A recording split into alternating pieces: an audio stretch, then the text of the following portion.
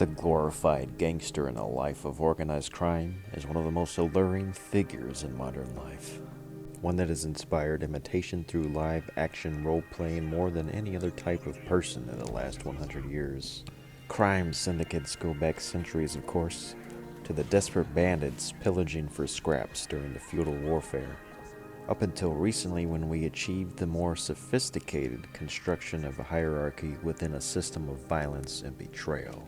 Even within the closed loop, vicious cycle of robbing and killing for personal gain, it is understood that some honor comes into play in order for those initiated to outlast the other guys on the street and maybe set oneself and one's organization apart from the typical thug.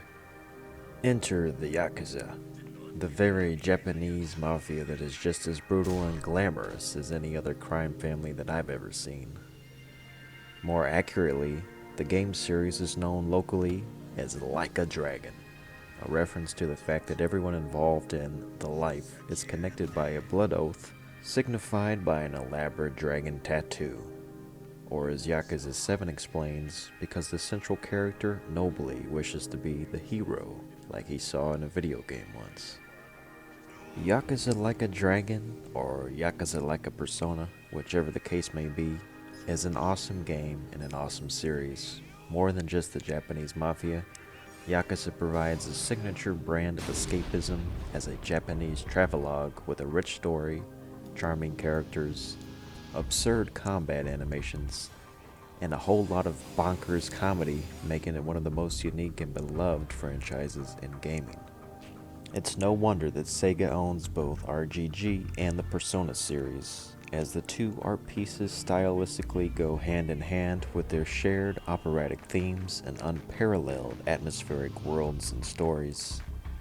To simply walk around in these games is to get a more detailed and accurate feel of Japanese city life than Google Earth Japan could provide.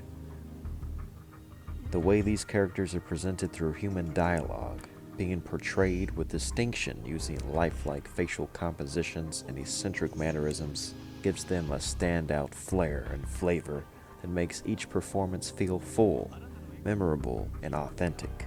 They don't just spew snarky one-liners trying to assert themselves over the other characters and line reading like most conflict creation is done in modern scripts. The banter here isn't merely superficial because each story beat has a heartfelt moral or a comic punchline that involves the emotions of the player, while also reflecting how well the story is able to involve its own character and the organic happenings of the world that has been curated. There are clear similarities to Grand Theft Auto, especially with the scope and satire of the plots and writing, but Yakuza feels more grounded in realism through its cutscenes and drama. Although in terms of ridiculous gameplay, Yakuza is wildly unbending. The jokes are extremely comical, like genuinely laugh-out-loud funny, in a farcical way that is my personal style of humor, but also in a way that is blended well with just the right dosage of sentiment that the emotion never feels forced or sappy. 好きだったんですから。い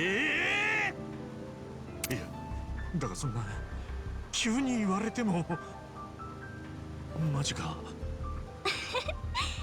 Yakuza Like a Dragon opens outstandingly stark with a seemingly unrelated storyline about a young boy's struggle with an abusive, scheming mother as part of a kabuki theater company.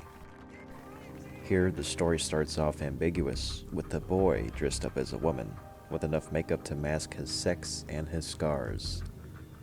It's the mother who puts the son through torture and emasculates the husband right in front of him. It's a compelling narrative on its own, one that surely has significance toward the greater plot. We are shown the tragic origin of the legendary Masumi Arakawa, his introduction into assassinations, how he learned to be stoic in order to masterfully navigate the troubled waters of the criminal underworld through the use of guises and appearances, which he picked up as a child actor. The parallels between theater and life, especially life as a Yakuza, are ever apparent. Everyone is an actor in the entire world, and only the most astute performers can make it to the top. Those that can't hold up the mask often sink instead. Masumi Arakawa is one of the most developed and compelling crime boss characters I've seen. Arakawa's dignified stature in a seedy world echoes Vito Corleone from The Godfather with his code of honor, putting his family above all else. His carefully upheld image of a man of his word being the ultimate safeguard, allowing him to orchestrate moves behind the scenes. In a world as brutal as the Yakuza, where one mistake means you have to cut off your own finger, Arakawa doesn't flinch in offering his own. Like Vito, he lost both parents at a young age and became a vagabond, eventually scraping together his own gang on the mean streets of Kamurocho. A shadowy and notorious figure, he rebelled against his own boss and took out the entire operation, avenging his lady and his newborn son. Unthinkable acts of savagery that cemented him as Arakawa the Assassin. Dressed in all black, disappearing into the night in a trail of tobacco smoke, recognizable by a long scar across the face from his childhood, Arakawa's mystique perfectly encapsulates what it means to be a literal boss, reminding me of one Yasujiro Ozu, a master whose reputation was made through his work and not his person. Arakawa takes center stage as a reminder that crime is best avoided because a life of violence leaves everyone involved scarred. The broad appeal of Yakuza is largely due to role-playing and the act of doing some gangster shit, but also because of the humanity and complexity shown by its stories and its characters. The framing used for Arakawa's backstory, painting him as a man of ethics and an unethical job description, draws us into his mythology without a second thought. The same is true for Ichiban, who on the surface is as loud and dapper as only the Yakuza gangsters can be, but at heart is a gentleman who just wants a place to belong where he can help others, a way to pay it forward from how he was raised as the spawn of a soapland. It's here that Yakuza is no longer such a fitting title for the series. These games are more true to the nature of the true moral of a gangster story. Beyond the romanticism, a life of violence is simply destructive to all that get involved. Perhaps the world would be better off without any dragons, but certainly not without an Ichiban. In the past century, our ability to tell stories has evolved exponentially, giving us the capacity to tell peak fantasy. Video games have evolved to the point of being so realistic as to blur the line between what is real life and imagination. Performance art has gotten more convincing while also becoming more absurd. The greatest strength of the Like a Dragon games is its characters, and Like a Dragon 7 features one of the most effortlessly likable protagonists in recent video game history, Ichiban Kasuga. Ichiban has the look, the sound, the playfulness that puts him somewhere in between a doofus and a savant. It's an ironic contradiction that, like the nature of video games, is perfectly balanced and believable here. The voice actor in Japanese is one of the most perfect matches for a character I've ever seen in a game, delivering easily one of the best and most faithful performances I can think of, with a range between jovial and unrelenting passion. Ichiban Kasuga is a good-willed gangster too good for this world, so he has to exist in a video game so we can get some enjoyment out of his unlikely adventure on a quest to be the hero. Despite his sometimes angry eyebrows, Kasuga is among the friendliest protagonists around, and there's not a scene that he's in that we aren't left charmed by his random acts of violence mixed with kindness. Everywhere he goes and everything he does across the 100-hour complete package of Yakuza 7 is entertaining and energetic. Even just saying his name has a fun-loving ring to it. It takes a lot of charisma to abruptly become the new steward for a long-running franchise of gangster games. And this frizzy-haired slacker who's number one at smiles at the ripe age of 42 is the perfect man for the job. Ichiban's backstory is superb because it's as relatable as it is outlandish. Kasuga finds himself the same way we find him, neither at the top of the world nor at the bottom. He's stuck in the middle, an honest everyman who means well, and tries to make the most out of a tough predicament. At heart, he's kind and loyal, but a bit out of his depth as far as being able to express himself, because he's never had someone in his life able to properly express themselves to him. So he becomes a gangster to serve the only other man besides his adoptive father to make him feel like he belongs.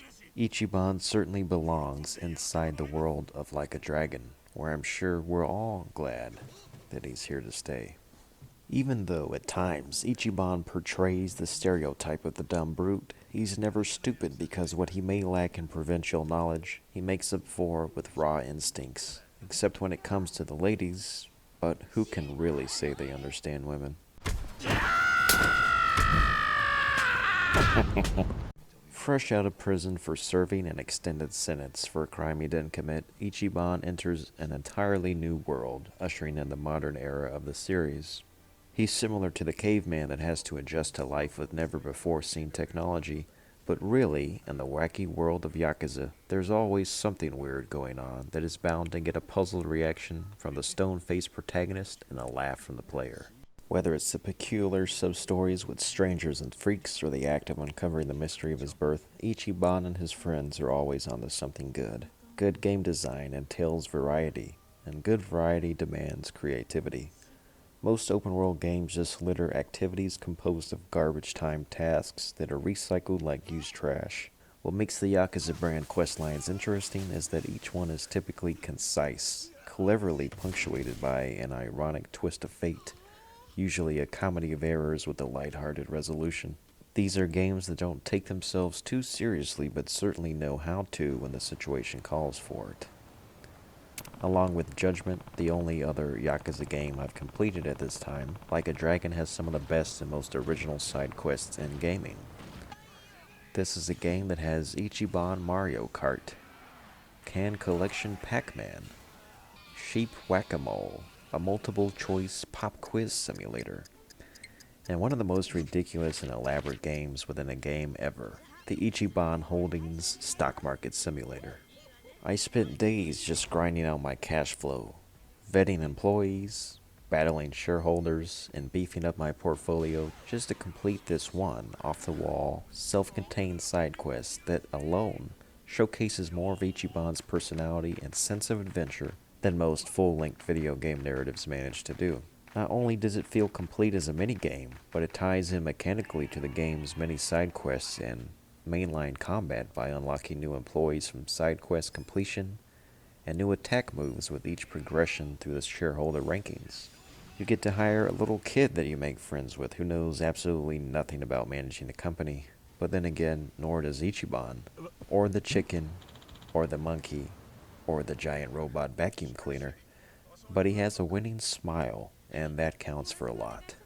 This minigame is extremely silly, grindy, and obnoxious at times, and yet it made me think more about how a real-world company has to function in order to survive, and how cutthroat the business world can be.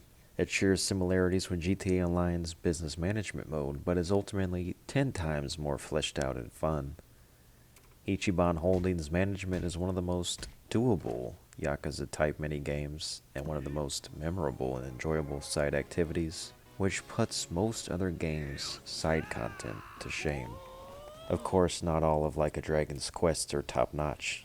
There are a few fetch quests here and there, but most of them at least make you use your head in order to find what you're looking for, and some of them are completely optional.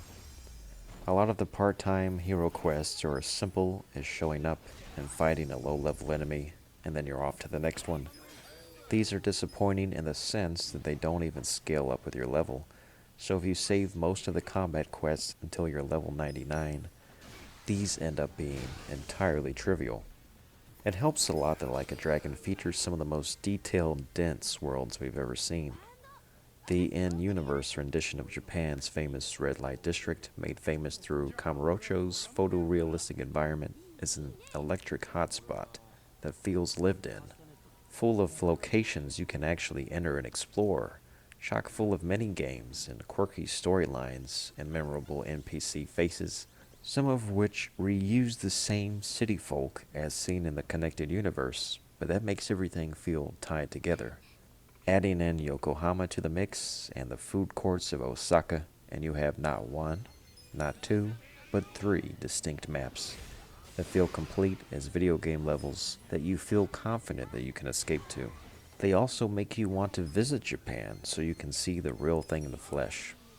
I don't think any other video game version of a real life city has made me want to become a tourist other than Los Santos, but maybe that's just how much I've grown to like Japan through games. As was the case with Judgment, shopping in the many stores brings up a visual of the item in question, which more games should do in order to bring a sense of immersion. As such a strange concept that you would want to base a video game off of real life activities you could always do for real. I think the whole idea of the Persona games and Yakuza games is to remind us of the unique elements of life that we take for granted, as well as those that we miss out on. It's that blend of fantasy and a mix of a recognizable backdrop that stirs the senses and keeps us awake. And that's a great excuse for Japan to export its culture and entice people to visit. Soaplands sound like a lot of fun, for example. One area that Like a Dragon is lacking compared to Persona is in terms of its dungeon design, which is largely linear and in the case of early game and grinding sections, just blandly copy and pasted filler. The most exciting fights as always are the pop-up street fights in the middle of the cityscape, where occasionally the geometry of the set pieces can be incorporated into dynamic battles. An issue with this real-time, turn-based hybrid is that the AI occasionally gets confused as to how to perform an action when getting stuck on the sides of street corners and various other obstacles. Mostly, though, the beat-em-up destruction aspect is a nice complement to the newfound cohesion of like a Persona turn-based, which I very much enjoyed.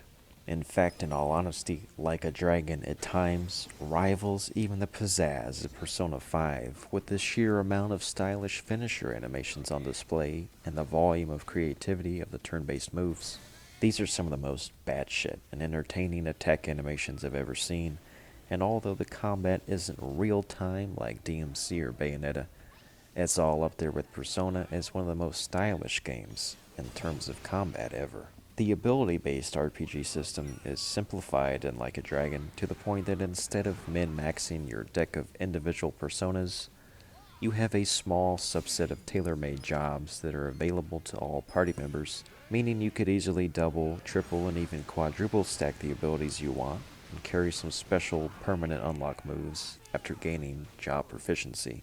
This somewhat trivializes the difficulty across the board, but at the same time, this makes the turn-based gameplay a bit more accessible, especially for the casual player who is new to complex RPG mechanics.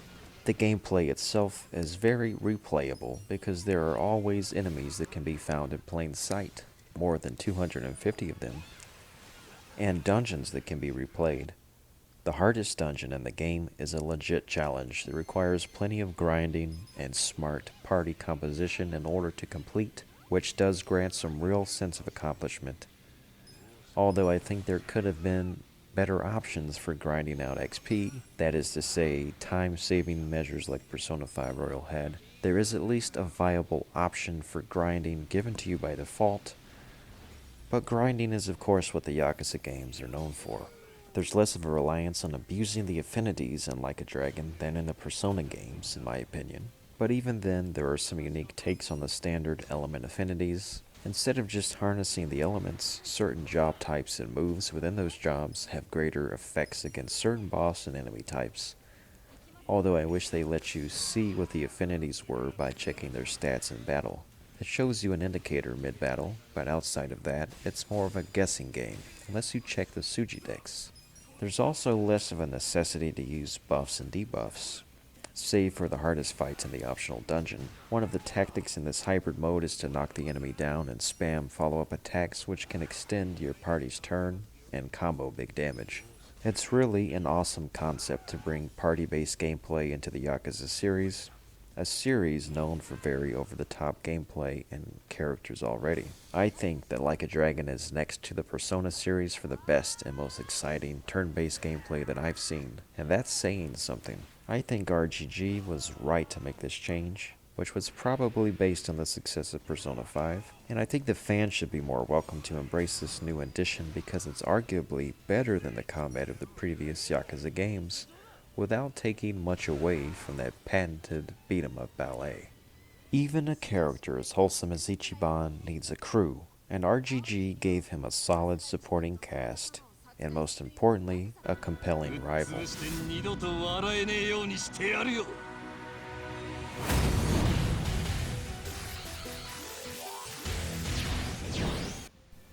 In addition to Ichiban, there are 6 support members that join your party, and each one of them feels balanced in their moves in the sense that any one of them can take most battles over single-handedly in the right situation, although Ichi must always be kept alive, which is standard in turn-based RPGs.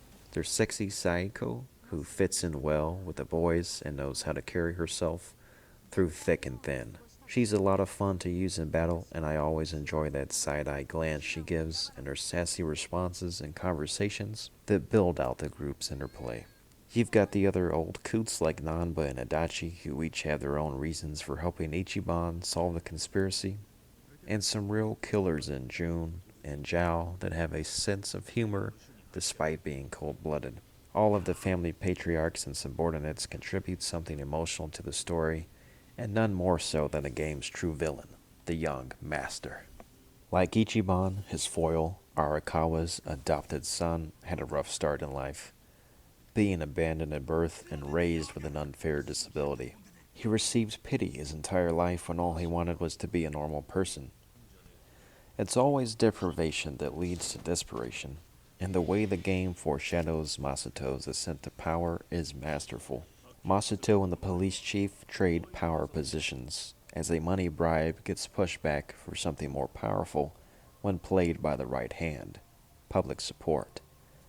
Having the brilliant yet dastardly idea to combine front-facing power with the strings behind the curtain, the once pitiful Masato becomes unstoppable, but at the cost of losing his own true identity and his humanity, at the top of the pinnacle looking down so cynical. Arakawa the assassin killed to build his family and to protect it, only for his own family to be his undoing. Masato instinctively takes from Arakawa that everyone is an actor. Arakawa's performance is a perfect balancing act in his life of crime, whereas politicians are no less actors as men in power have to save face. Just as Ichiban is the unlikeliest of heroes, Masato is the unlikeliest of villains, and that is why they are both great for one another. Both born on New Year's Day, foils intertwined by fate. A common piece of symbolism in storytelling is the unobtainable. For Arakawa, it's the Peking duck, a symbol of sophistication, when all he wanted was the normal life that he was robbed of as a child. It's a debt that can never be repaid. For Ichiban, it's to be the friend he never had to those in need. For Masato, he went through great lengths to consolidate power just because he couldn't get that pussy in a wheelchair. That determination is impressive. I've always said that life is a game, just a big RPG. Like a Dragon uses leveling up as a lifestyle to convey a sense of adventure, our part-time hero becomes full-time badass, sparking our imaginations and tickling our soft sides. RGG are those rare developers that stay hard at work, the honest craftsmen in a world of fakes. It doesn't take a very analytical mind to rate Like a Dragon, but only those with good taste will have the patience for what these games have to offer. Yakuza Like a Dragon is a great game, a 9 out of 10. Astonishing, extravagant, and exceptional. And in my experience, perhaps the best Yakuza game thus far, and I can't wait to see Ichi in his next adventure. Sega, together with Atlas and RGG, continue to show us time and time again that they understand the essence of video games.